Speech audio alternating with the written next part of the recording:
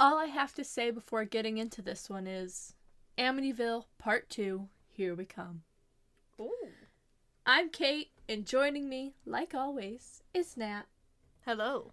And this is Wading into the Void.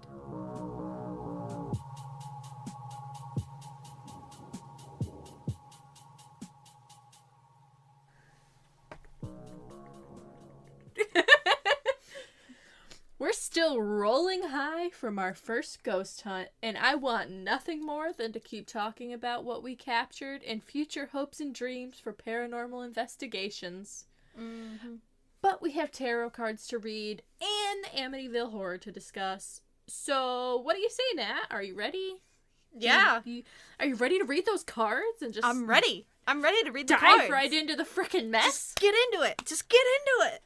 I hope they hear the aggressive punching on your end there. So, let me just start with... We're doing the classics today. We're going classical. Okay. We're doing The Enchanted Map Oracle by Colette Baron Reed. Yes. And today, our oracle card is number 50, Compass. Okay. As long as you orient your compass to true north, direction of your higher power, you will never be lost. And we pulled this reversed. We're always lost. Yeah, we're always lost in some way or shape or form. Which makes sense, because I don't know about you, but I can't read a compass. I mean, like, I can, but I don't know which way north is, like, anyway, so, like, it wouldn't really help me. Yeah, I'd be like, I don't know where I'm going. Okay, that's north, but, like, where does it lead to? And where am I? Yeah. Like, I can look at a rock and see the side that has moss on it, but what does that mean for me? Where's civilization? You're like, okay, the sun hits this and there's clearly water, but where do I go? Yeah. Like, I can find my way somewhere, but is that where I need to be? I don't know. Probably not. So, the reverse meaning for compass says, what is your higher power right now? Whatever you constantly focus on long enough becomes your higher power. If you worry about financial insecurity, materialism is your idol. Okay. If you obsess over a relationship, that is your god. If you're concerned about your weight or your looks or your status, you've lost your personal power and your way. Nothing but spirit can be your guiding force. You'll never truly find what you seek if these worries and distractions are your constant focus. Surrender and shift your compass. Be still and watch as the needle points to true north.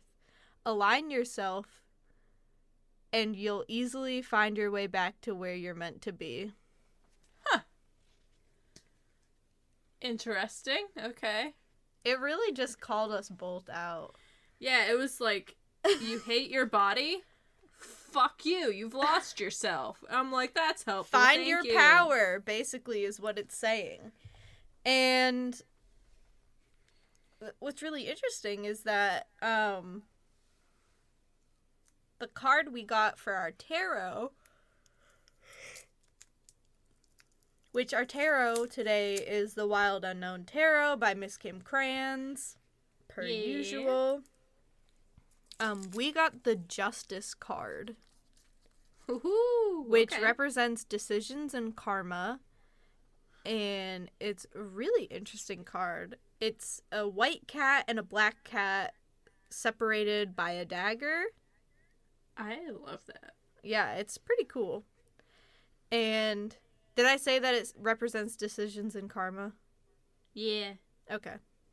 With tails... Which makes sense, because it's kind of like a yin and a yang. Yeah, yeah. With tails entwined, two cats look directly at you, waiting for you to choose between them. Which is right and which is wrong. The Justice cards implies... The Justice card implies a weight or heaviness surrounding a choice you have to make. Now is not the time to shun the concept of divine balance or karma.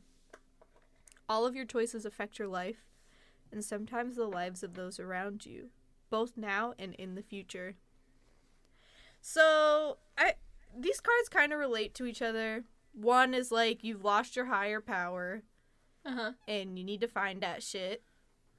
And this one's like, you need to make decisions. And maybe it's a decision that leads you to your higher power. Yeah, no, that makes sense. I think it's just like, y'all gotta make a choice. Figure it out. Yeah, basically. I don't really know what choice I have to make, but I guess to just stick to my fucking diet. But, like... But also, I think you have a choice to care for yourself and to have a better idea of how you see yourself. Are you talking about my body dysmorphia? I guess I hope so. you guys all heard the hair flip in there. But yeah, I think it's kind of just saying, like, find yourself and love yourself, and that's the decision that you need to make. Yeah, that's true. I just need to love myself through, like, healthy ways, and I'll be, like, a little better. But your girl loves, like, potato chips and candy. I mean, me too. But I also really love fruit. I just wish fruit wasn't expensive. Yeah. Candy's much more affordable in comparison. So is chips. But if we're being honest, not much is very affordable right now. You feel? Yeah, definitely. Oops. But I thought those were interesting cards for today. Yeah, I like them. I think it also hints at making the choice to be more, ghost huntingly proactive. I think I'm gonna get my tongue pierced again. The piercer said I had enough room for another one. Like it's already pierced. I'm confused. Like right in the front. I don't know, man. Needles just freak me out. I can't.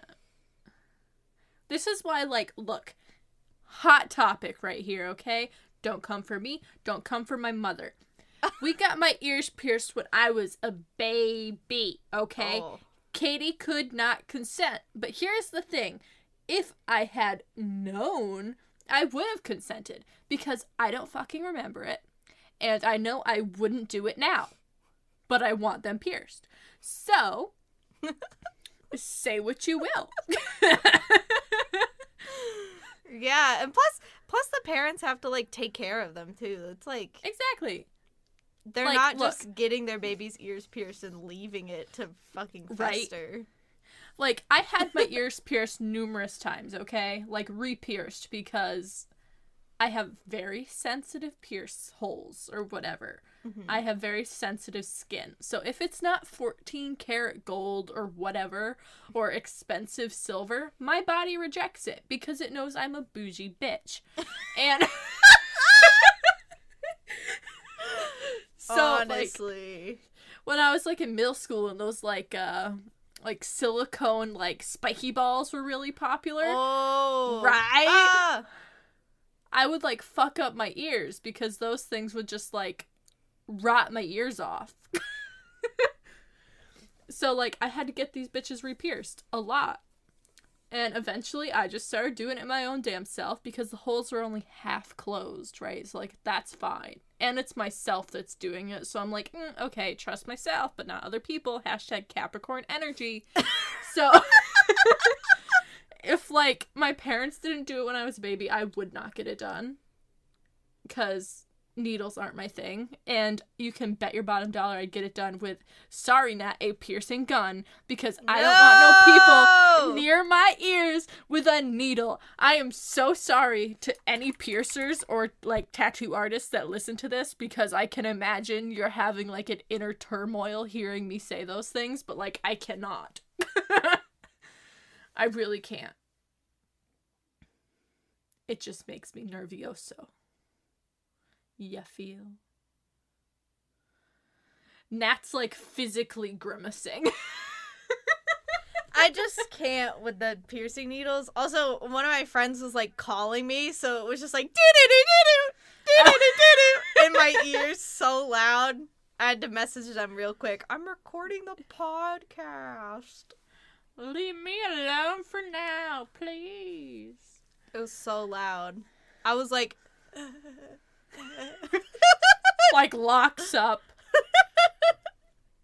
Has mental seizure. Okay, Seriously, 10 minutes in.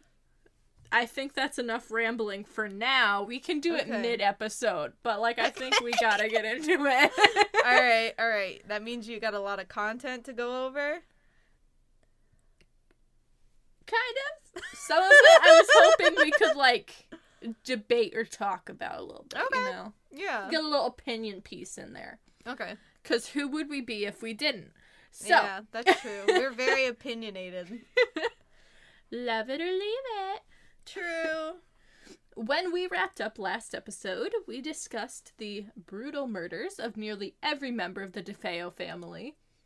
We revealed that Ronald DeFeo Jr. was arrested for slaying his family, and at first claimed that it was the devil that made him do it, that he was possessed. But throughout his time in prison, he constantly changed his story and continued to do so until he died behind bars in 2021. Now, however, we are going to talk about what happened after the events of the ruthless murders. Are you ready? Man, I'm so freaking ready. Perfect. Because on December 18th, 1975, the Lutz family moved into the residence at 112 Ocean Avenue. But after just 28 days, they fled the house in the middle of the night, leaving behind all their belongings, fridges and freezers stockpiled with food, and throwing their remaining caution to the wind. But what caused the family of 5 to flee their home in the dead of night? Well, there are a few theories. However, to further understand them, we need to learn a little bit about the Lutz family.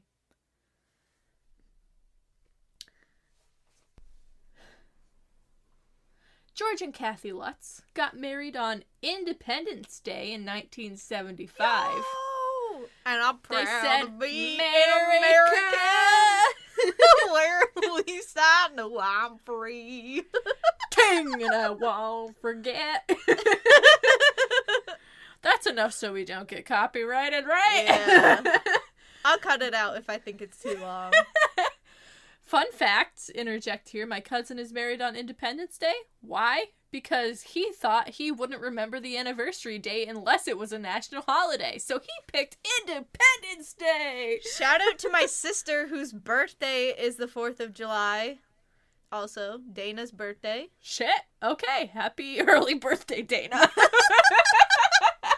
In literally January. We're just like really preparing. Yeah. She might listen to this around her birthday. Oh, so that would be hilarious. Maybe she'll like re-listen to it and be like, oh, we go. They wish me happy birthday. We should just give her a drop on like the day before her birthday and be like, hey, you should go listen to Amityville Horror Part 2. Wait, I should put it in my calendar to tell her. Do it. So George and Kathy Lutz, like we just said, got married on Independence Day, #America, am I right, in 1975. And they moved into their dream home, which they got for a steal at $80,000. This included all the furniture.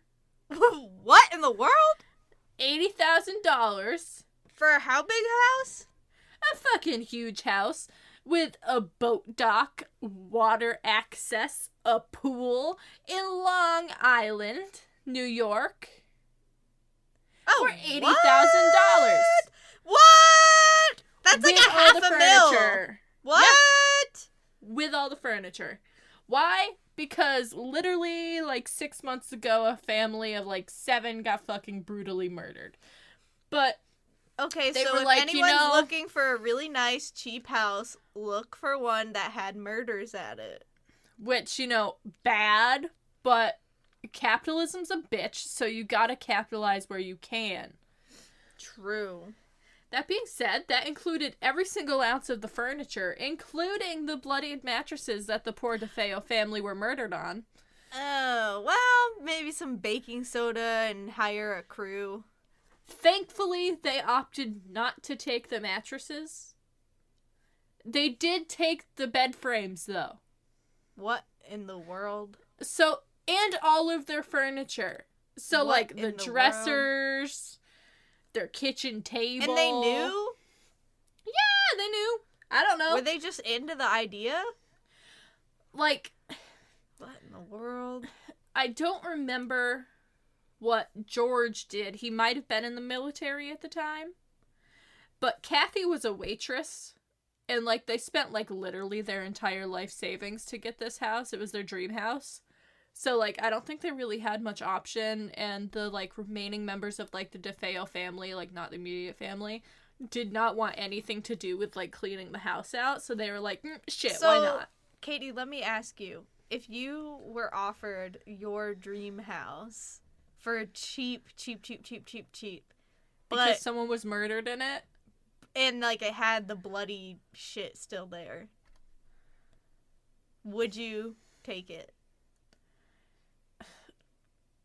I know my market answer is so terrible right now. I know my answer would be 100% yes. And I know it sounds saging the shit out of that place. Exactly. I would take every precaution necessary. I would show up and be like, look, I'm sorry, no animosity. I'm moving in here. This is my dream house. I'm smudging this. I'm so sorry about your life, but, like, this is my house now. Like, please just, like, leave me alone. And then, like, if I even heard anything, I just keep smudging it, burning incense, and, like, fuck, even if I don't believe in it, somebody does. I'd call a priest and be like, hi, come exorcise the home. Like, you can even bless me when you're here. I don't care. But, like, yeah, no, I'd be moving into that bitch. Elijah might have a problem with it, but I'd be like, yep, this is mine. Honey, we got a great deal on furniture. And then just get rid of the mattresses. Or whatever. Get everything, like, spot cleaned. Cleaning crew. I personally wouldn't keep the furniture. I'd have, like, an estate sale. Well, I mean, like, depending on what the furniture is. Like, my dream house has fucking Pottery Barn furniture in it, okay? And have you seen the prices of those? True. I'd be keeping the furniture, okay? Maybe not, like, the items where they were, like, slain. But, like, shit, a good bedpost is a good bedpost. You know what I'm saying? Yeah, I don't know. Okay, I'm kind of horrible. I'm the type of person that doesn't really like used things because I'm afraid of whatever mojo they pick up. I don't either. But things are fucking expensive. And I have very high standards, okay? So if it was like Gucci furniture or like... Let's go with Pottery Barn. Like designer. Yeah, okay. So if it was like some kind of designer or really fancy stuff, you would take it. I don't care if Mary Sue got exercised on my nice new Pottery Barn kitchen table, okay? I just imagine, like, the actual exorcism, like, her head spinning around, she's, like, puking and shit. Just, like, I don't know, fucking salt, like, and Stanley lemon steamer, juice. steamer, you know, it'll come out. Right? No, smudge stick, like, the whole thing's maybe great. Stanley steamer with, like, some holy water. Yeah, there we go. There you go. Yeah. Hi, Vatican. Hi, Father Thomas. Can you bring your Stanley steamer cleaner over? Fill it with the holy water. Holy water. I can just imagine them be like, what the fuck? You know what? I feel like if we've thought of it, it exists somewhere. Honestly. If not, we should patent it and sell it. Yeah, seriously. We should hire a father who does holy water and who's also worked as a Stanley Steamer cleaner. And and it could be like Father Steamer. No. Okay, we are very off topic. We are off topic. Father Cleaner makes carpets not haunted. Jesus Christ. Okay. We are bordering on the line of insensitive. So, I feel like that's normal, though. Yeah, but like, Okay, so the family of 5, which includes 3 children from Kathy's previous marriage, immediately started to experience happenings when they moved into this house in December 1975.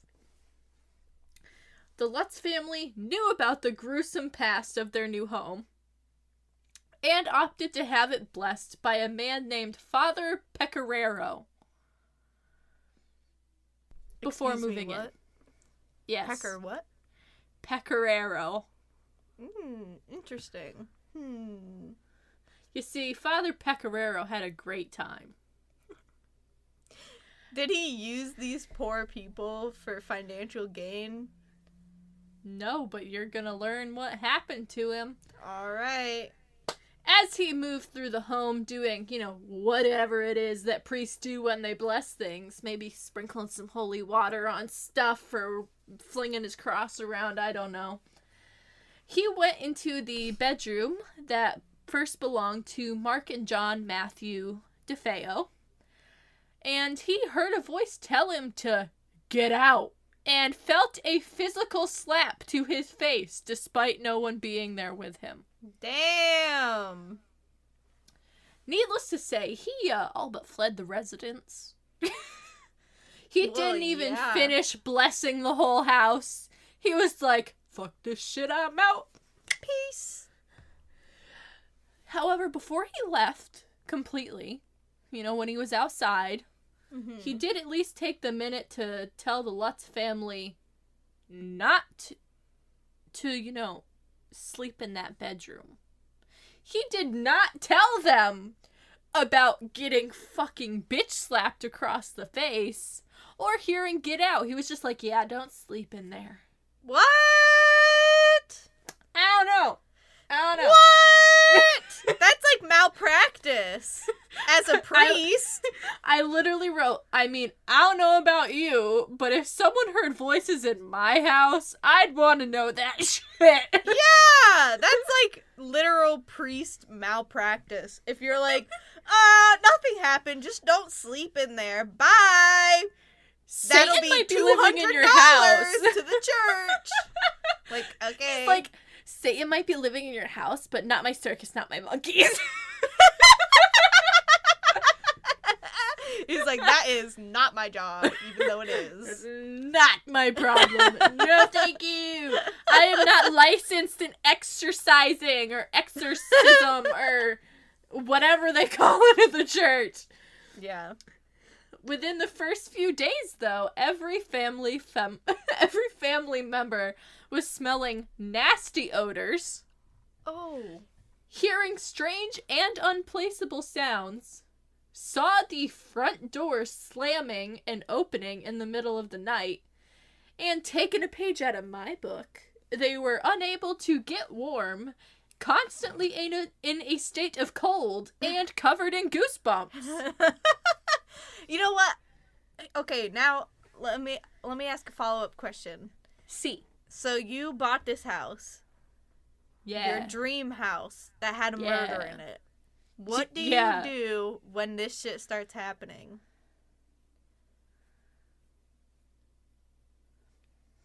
Call a fucking priest, I guess. Okay, but he Smudge left. Smudge that shit. Okay, so you're gonna take matters into your own hands and try to, rid it. Because you want your dream house. I mean, like, that would probably be my first choice of action, was solve it myself with the smudgy thing, because, like, we're not religious. I'm talking, like, incense burner in every room, smudgy sticks. I'll put a fucking salt circle down. I don't care. But, like, I don't know. I'm trying to solve this problem. If the Warrens were still alive, I'd be like, beep, beep, beep, beep. Hello? Hola, niñas! I mean, I wouldn't go as far as to say I'd call Ryan and Shane, because that would make things worse. But, like, who else are you gonna call? The Warrens are dead. Like, who's gonna solve my infestation problem? Their son-in-law, Tony, I guess? Zach Bagans. No! Oh, I forgot we have beef with him. It's the most fake bullshit ever!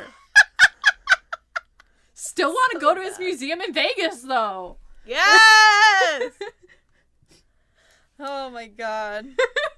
Okay, so we've established we're trying to figure out living in this house, right? Yeah. And that's exactly what the Lutz family tried to do. As the days went on, the happenings only got, weirder and wilder. They found sticky jello-like drops on their carpets and saw, like, red-green slime oozing down their walls. Ugh. The children witnessed their mother transform before their eyes into some type of old hag-like woman. And according to according to George Lutz, one of Kathy's...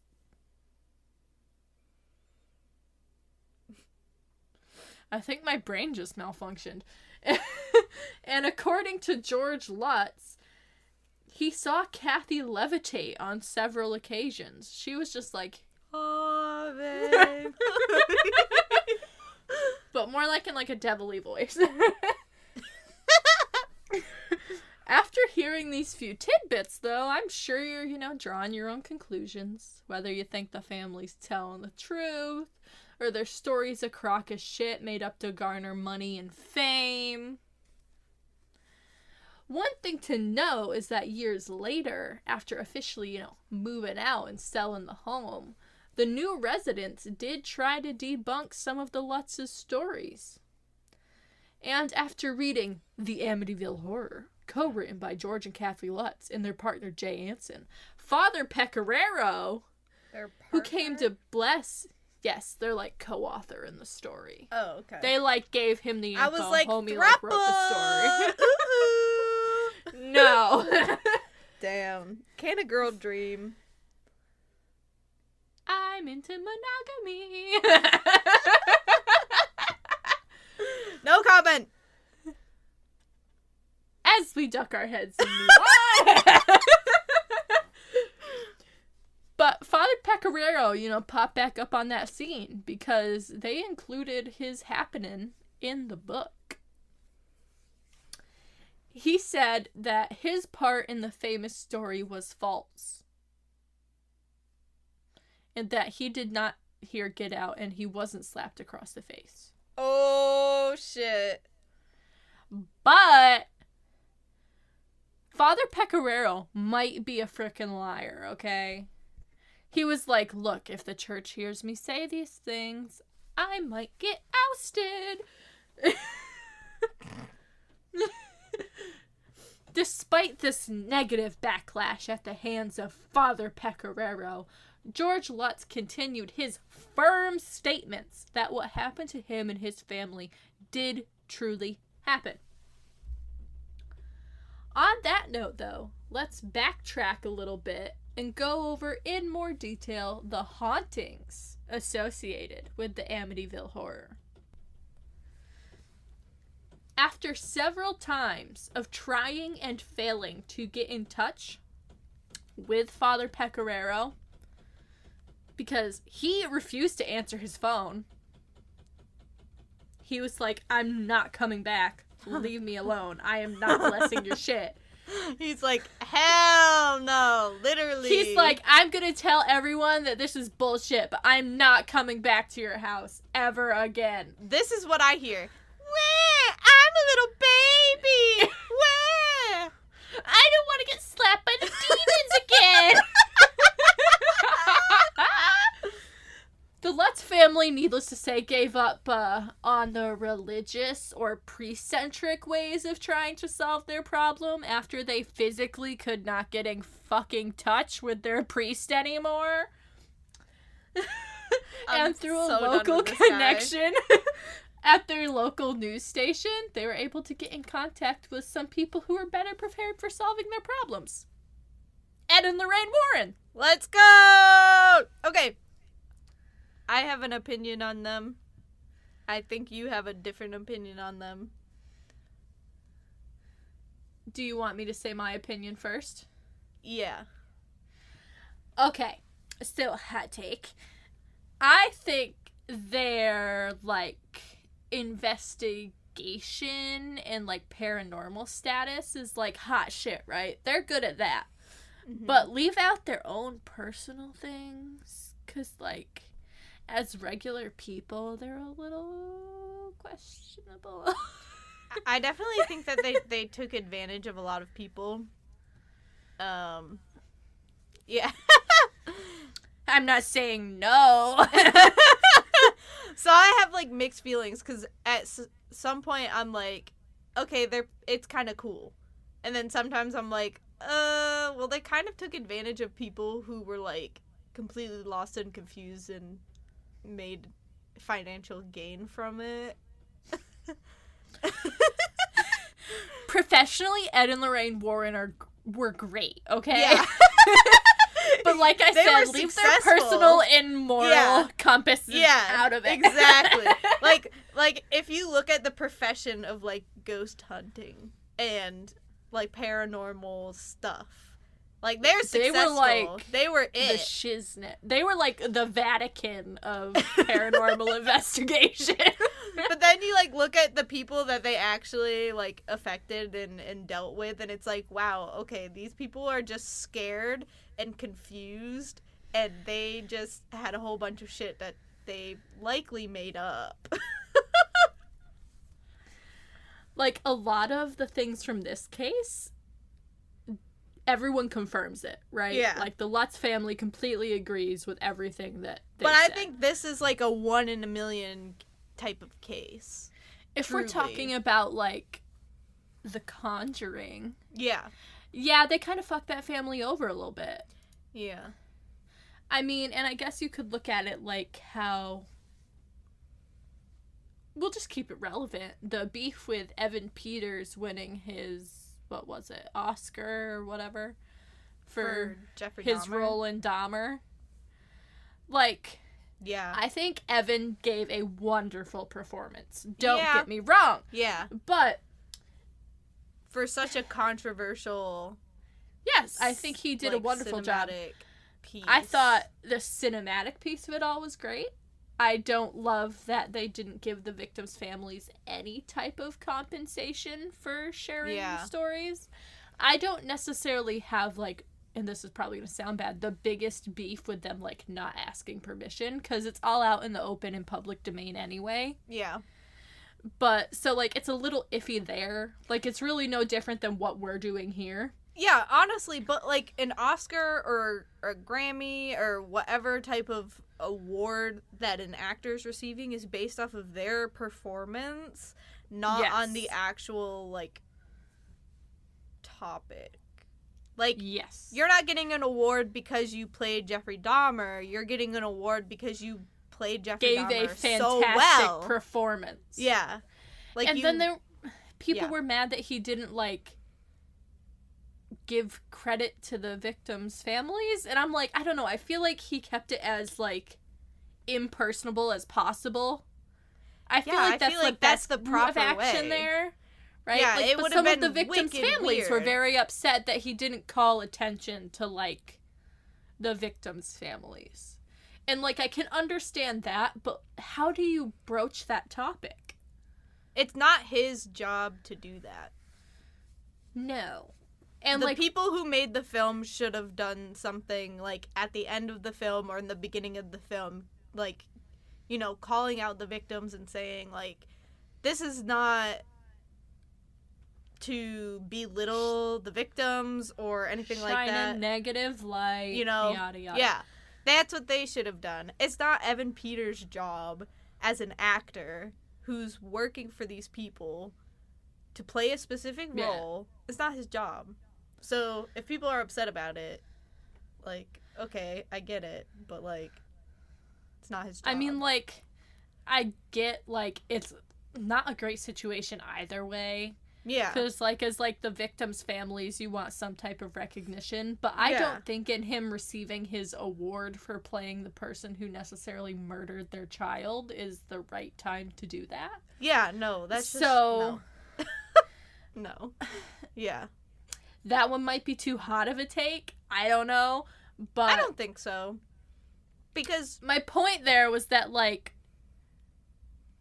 the victims' families didn't get, like, any type of monetary provisions based on the success of that series, and the families involved in The Conjuring, the actual haunting, never received any type of financial gain from any of, like, Ed and Lorraine Warren's books or the Conjuring franchise. Yeah. So, like, that's where I was going with that whole thing. Yeah.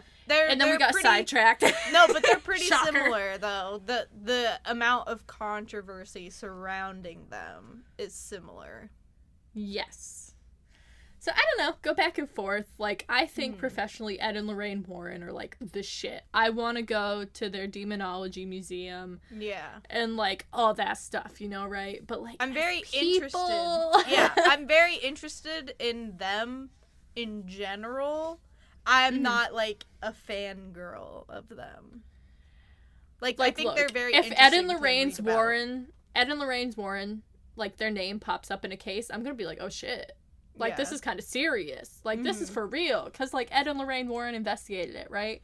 But, like, I'm not going to be like, oh, my God, Ed and Lorraine Warren, like a groupie. You know what I mean?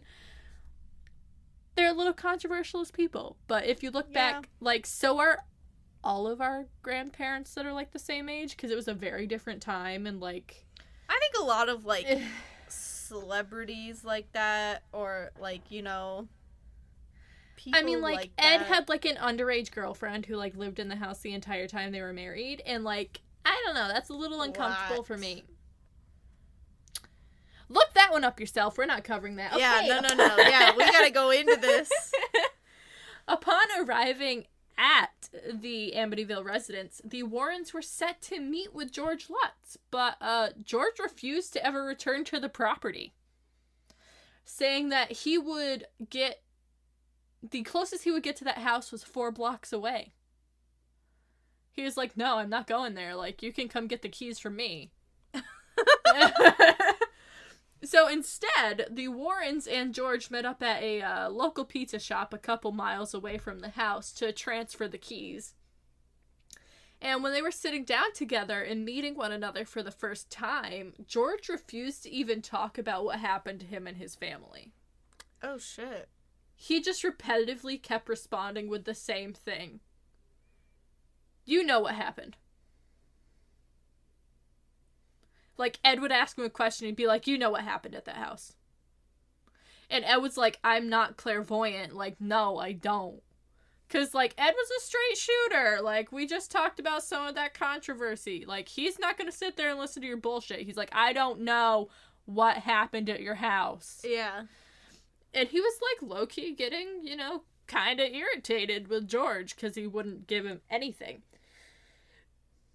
One thing to note, though, is that George Lutz was an ex-Marine, was friends with biking groups, like hardcore biking groups in the area, and was a black belt in karate.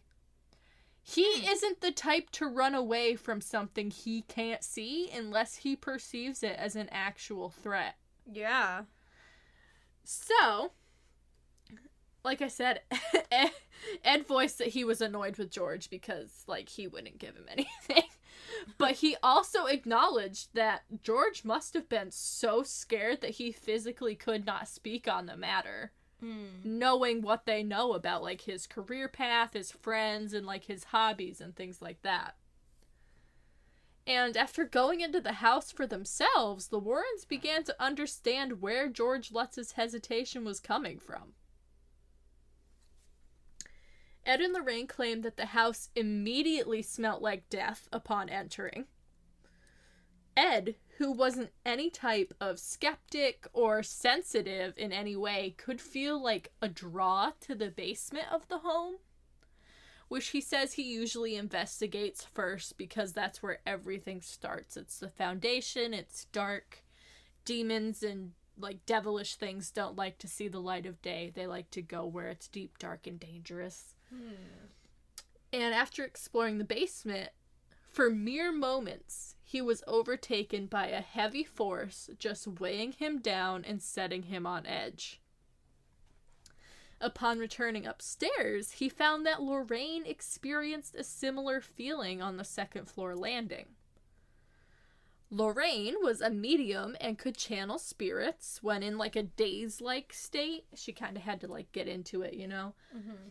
However, she could sense presences much easier than her counterparts. You know, it's kind of a spidey sense, if you will. So for them both to experience the same thing, it must have been incredibly overwhelming.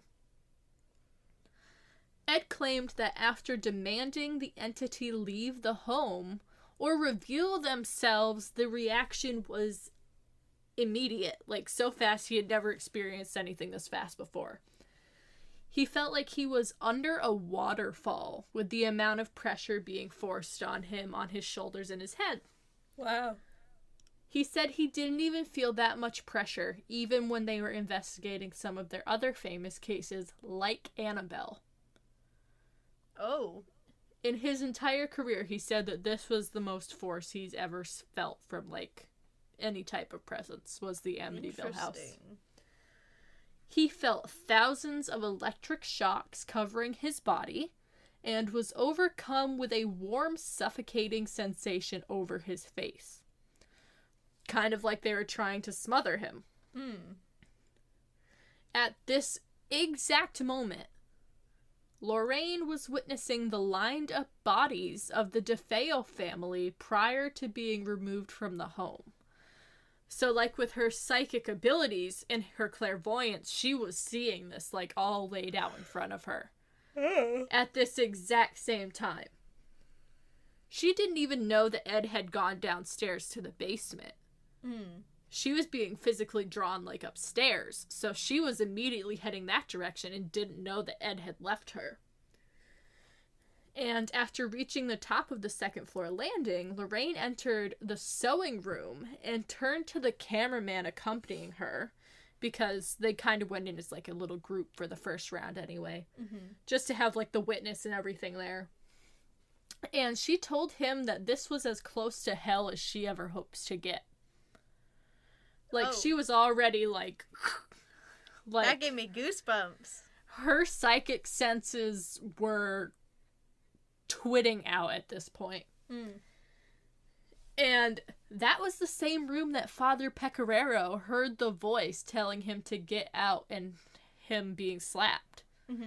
So, like, this is the room. This is also the room with which the Lutz family reported an infestation of flies, which they claimed to kill hundreds of in, like, a single sitting. What? To no avail. But after praying and blessing the rooms themselves, the flies seemed to disappear. So, like, that room is just, like, not a great place to be. And so that's the room of the youngest? Yes. So were they the last ones killed or the second to last? Second to last. Okay. So that's where things kind of started to escalate more, if you will. Like, the whole thing was an escalation, but, like, it's where things kind of started to get, like, a little bit more violent. Fast forwarding a little bit, we're going to talk about the Warrens' investigation. The Warrens brought with them a team of cameramen, a local news and reporting crew, and a few other spiritual people to assist in their investigation. This is something they did on a lot of their investigations. They thought it would be more credible if they had witnesses there who were believers, skeptics, people that didn't think it was real at all, like paranormal psychologists, and like a couple different types of people to back things up. Mm-hmm. While investigating, several members, including the cameramen, which were all in incredibly great shape. They were ex-military men. Like, a lot of these people had fought in, like, World War II. This is the 70s. So, like, if they're a little older, they saw some shit, right? They went through it. They're probably still all in pretty good shape. Mm-hmm. These people all suffered heart palpitations, which brought them to their knees while they were in this house. Oh, wow. Perfectly healthy people, had never had any type of issue with their heart or breathing or anything of the like. They all were brought to their knees in this house, specifically the men. Another odd fact is that nearly every man who entered the house to investigate that night partially died as a result of heart complications, if not entirely due to heart failure. What? Yes. So, one of the paranormal psychologists that were there that night died of a heart attack. Another one had a heart attack, died shortly after. Ed Warren developed a heart condition, had a heart attack, was put on a respirator, lived for a while until his heart eventually gave out and he died of old age. Like, so many things. Like, that's so just weird. So strange, right? One psychic chose to actually give up her work as a medium after investigating the Amityville Horror House that night. Oh, wow. Like, it was that bad. Lorraine Warren said it was so dangerous that even she was nervous to use her psychic abilities that night. Mm-hmm. So, like, I don't know, man. This place is just freaky, freaky. And now, this part is debatably the part that set me on edge the most. It's kind of also the most famous evidence that they gathered that night, if you will. Mm-hmm. The Warrens and their team caught on infrared camera a picture of what appears to be a young boy at the entrance of the sewing room. This is the room that Lorraine felt the most uncomfortable in, as did many of the other investigators. And many people think that this picture shows the youngest DeFeo boy, John Matthew. And I want you to just go look that up on Google real quick. Me? Search, yep. Okay. Search ghost picture Amityville house. And some of them should have, like, the picture of the person they caught on camera and, like, the youngest DeFeo boy right next to each other. For reference. And anyone listening, you can go look it up too.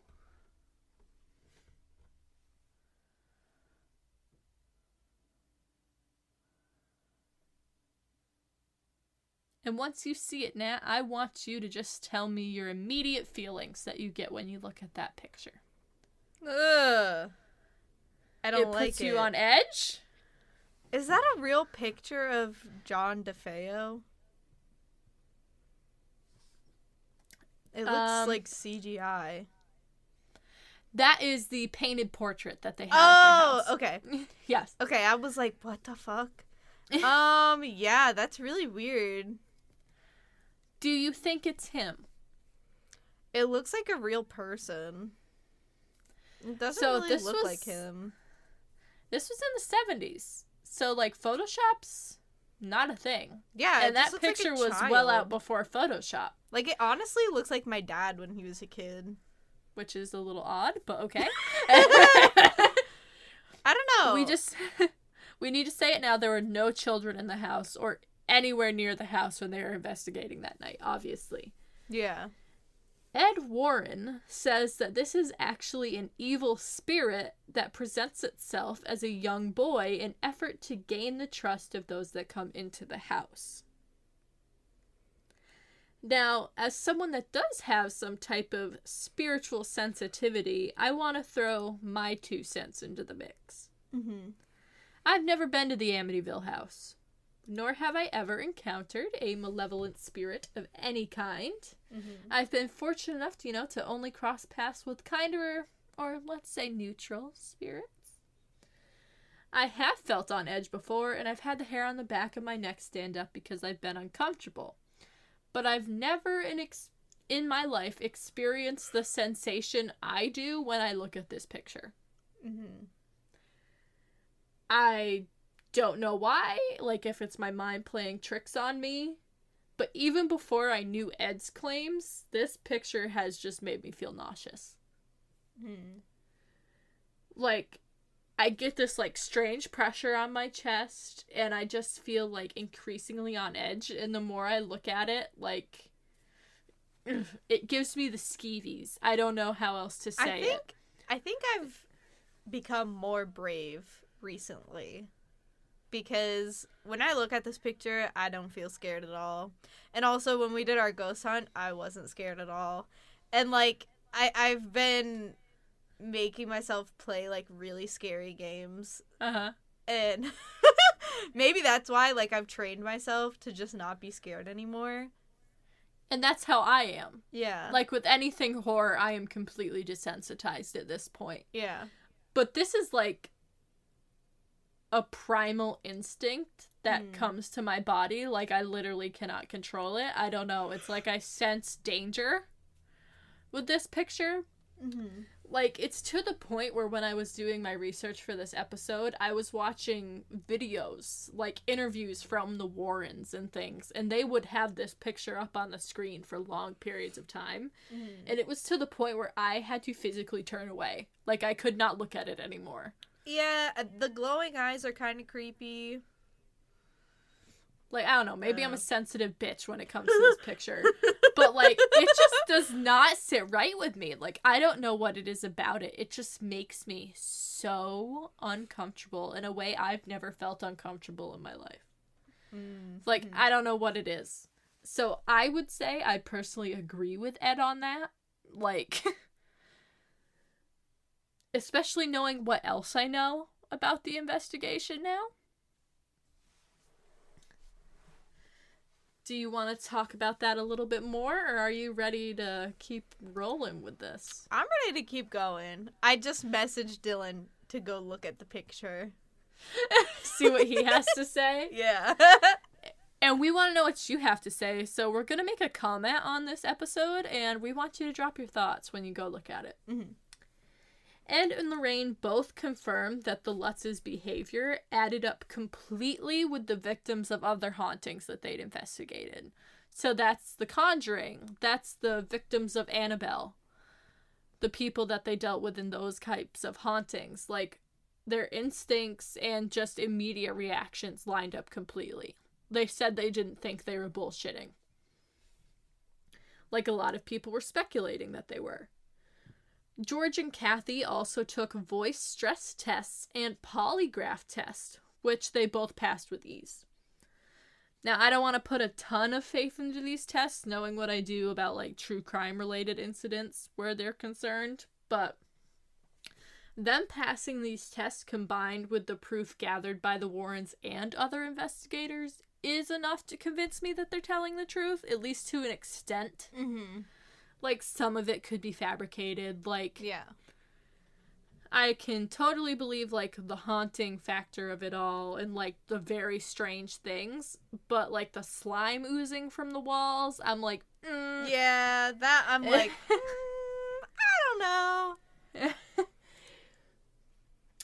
If you need more proof, though, after cleansing the Amityville home, the Warrens reported that there were lasting effects from their Amityville investigation. After returning home, Ed was in his study near their demonology museum, which is detached from their house, kind of similar to like a garage. And he heard footsteps, which he originally thought to be Lorraine, bringing him a cup of coffee. Mm-hmm. But then he checked the time. Lorraine was, like, completely averse to bringing him anything or going near their demonology museum between the hours of 9 p.m. or later. For those that don't know, anywhere between 9 p.m. and 6 a.m., so essentially like when the sun's setting to when the sun's rising, are the hours that most sensitive individuals experience the most contact with the spiritual world. Mm-hmm. Because, like we talked about before, it's when everything's darker, those other types of things tend to come out because they don't really love the sun. Mm-hmm. Considering Lorraine's abilities, it's not shocking that she didn't want to go near their museum at that time. I mean, they had some pretty freaky fucking stuff there. They literally have a priest come bless it on a weekly basis. Yeah. And Ed thought of this, and as soon as he, made that connection, he was able to place the sensation he was experiencing.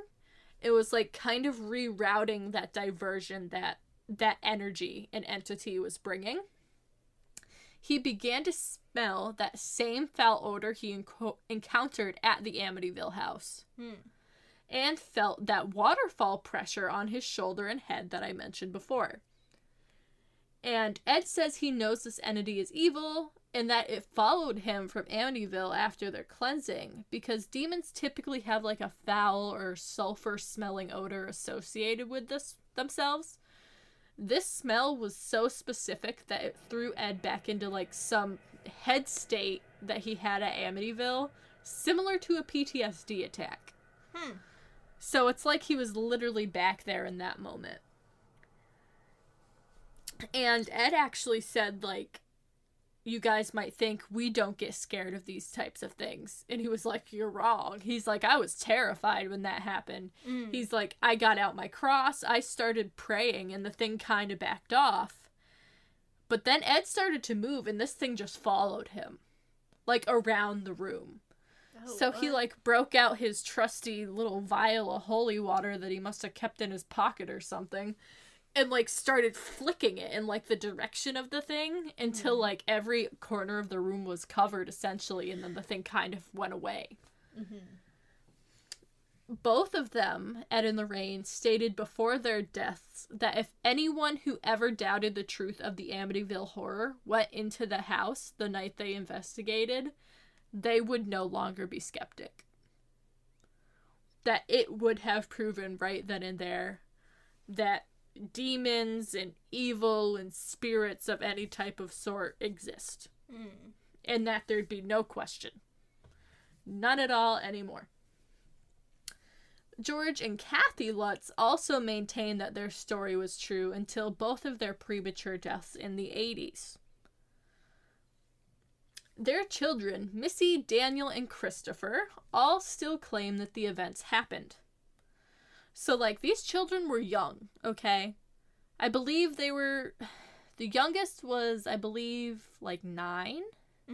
Similar age to, John Matthew, the youngest DeFeo child. But I believe the oldest was, 13 or 14. So they were still fairly young.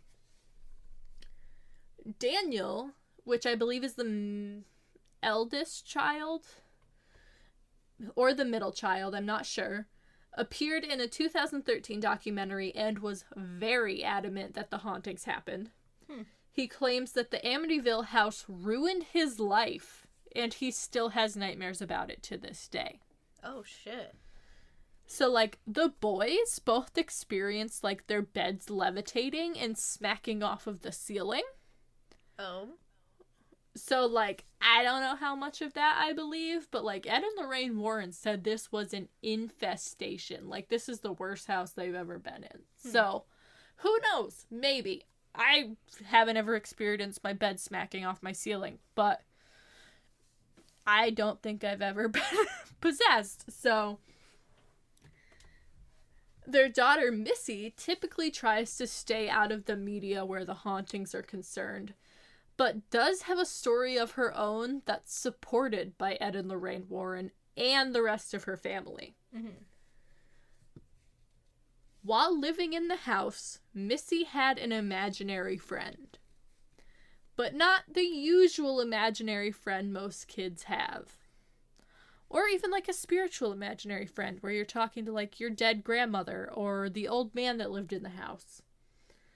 Missy's friend was a blood red-eyed pig who would talk back to her, sat in a wooden rocking chair, rocked back and forth, and could shapeshift. A pig.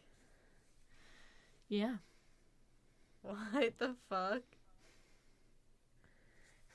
It's worth noting that the rest of the Lutz family reported seeing the same creature at some point. That they were out in, like... world? They would be downstairs, like, near Christmas. They looked outside, it had snowed. And there was fucking hoof prints in the snow.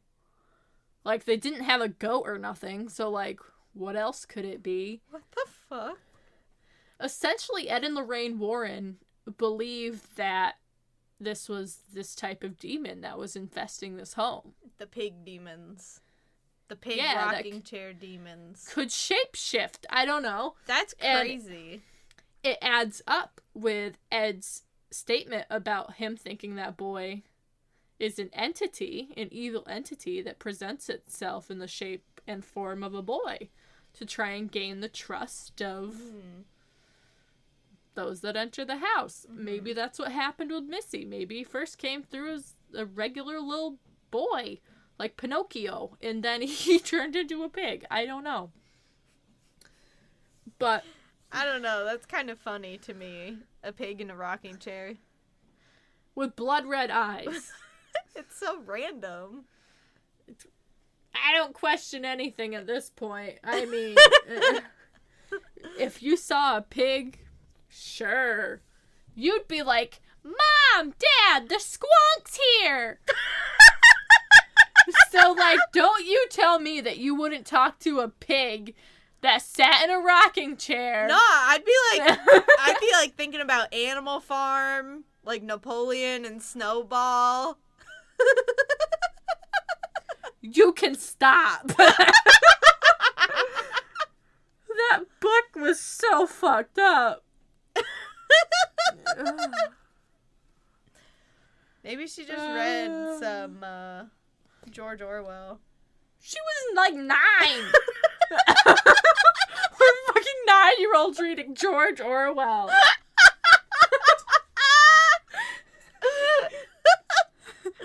We'll stop talking about Missy's demon pig imaginary her friend. Little baby pig. And instead we'll talk about Christopher. Okay. I think Christopher's like the middle child. Mm-hmm. Christopher took his experience at the Amityville house a bit differently than his other family members. And also placed the entirety of the blame on George. Oh. You see, according to Christopher, George was very into the occult and had a personal library stockpiled with books on the devil and Satanism. Oh! Yeah. So, Christopher, when he found this out, when he went over to, like, George's apartment or house or wherever he was staying at the time, like, right after the marriage, asked his mother, he was like, do you see this shit? Why the fuck did you marry this guy? Like, this is strange. Yeah. Maybe a little bit, yeah. I mean, like, do what you want, okay? But, maybe don't worship the devil. I mean, yeah. Christopher reports that as soon as they settled into the Amityville house, George began messing around with things that he shouldn't have. Could it be that George summoned these evil entities into the Amityville house, or that his practices amplified the already negative entities there? Yeah. I mean, Ed Warren did report that the DeFeos did go out and buy very specific handmade, made just for them little, like, angelic, like, yard features to literally go around the entire house to, like, protect it. And that he said it had something to do with Ron Sr. being like, yeah, my son has the devil on his shoulders. And, like, I think he was very much believing that it was the devil that, like, possessed Butch DeFeo. I still don't know how I feel about that, but, like, yeah, there was negative energy in that house. Yeah. So Definitely agree that there's a lot of negative energy in the house, and doing anything with the occult with negative intentions would certainly amplify that, I'm sure. Or open, like, some type of portal or something. Yeah, you know? something. A whole bunch of negative energy in one place is bound to make some type of hot spot. Mm-hmm.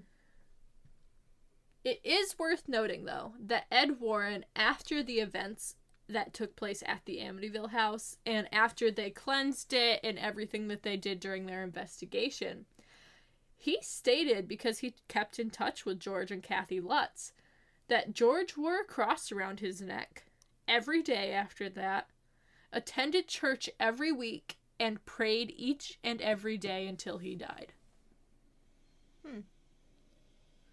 So, I don't know. You kind of have, like, conflicting reports there. Christopher had such a disdain, and still does for George, even after he's died, that he left the family completely at the age of 16 and never turned back. Oh, wow. Nonetheless, all of the Lutz children are still traumatized by the events that did or didn't take place at the Amityville house more than 40 years ago. So, I don't know. Like, you have to make your own decisions there. After the hauntings, the Lutz family tried to dig themselves out of the debt that the house put them in by selling their story to movie studios and through book deals. Oddly enough, when they started to try and make a book, they got a lawyer that they were going to co-publish it with. And that lawyer happened to be Butch DeFeo's own lawyer. Oh. And he scammed them and played them and tried to sell the story himself. What? Yep. Yeah. Holy shit. I mean, what are the fucking odds that they got the same lawyer? And two, that he, like, completely tried to scam them out of everything. That's crazy. Eventually, they were able to do a book deal with their partner, Jay Anson, who we mentioned before. Mm-hmm. And I mean, can you blame them for trying to sell their story, though? If it was as insane as everyone claims it to be. All of their money was funneled into the Amityville house, and all of their belongings were still in a house that they completely refused to return to. This had, like, all of their life savings funneled into that house. Wow. So they could make that down payment and buy that house. And, like, neither of them were making a whole lot of money. So, can you blame them? I don't think so. No. They would make some money off of their book deal, but not enough to truly recover from their losses from buying the Amityville house. The Amityville house sold again in 1975. This is when they sold it. For a total of $55,000 to a family named the Cromartys. I hope I'm saying that right. And these people didn't experience any hauntings. And these are the people that, you know, tried to debunk some of the things that the Lutz family was encountering at the house. So either Ed and Lorraine Warren did a wonderful job cleansing the house, or the Lutz family's reports of terrifying infestation is a hoax. I'll leave that one up to all of you listening. The house has since been sold several times, most recently in 2017, for a whopping $605,000. Wow. Which, of note, was more than $225,000 under asking price.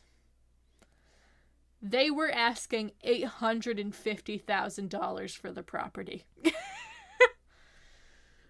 So that Amityville Horror name that's still attached to this house is still bringing down that value. Clearly, as you can see, I mean. It's a house in Long Island. It sits on a very good chunk of land. It's like, I think, maybe 3,000 square feet, if not more. It has 6 bedrooms. I think at least 3 or 4 bathrooms. It is right on the Amityville River. They have a boathouse with a built-in dock. They got a pool. They got everything. So, and it's been like freshly renovated. So, We should look at pictures of it on Zillow. Oh, that's actually a good idea. But, Nat, I want to know what you think. Was the Amityville Horror House haunted, or do you think it still is? Once I get your thoughts, I'll give you mine. I don't know. I honestly don't know. I think around that time period, like the 70s, it would be very easy to create a hoax because there's not a lot of stuff that can prove it wrong or prove it false. And also people after didn't experience anything, so that's another thing.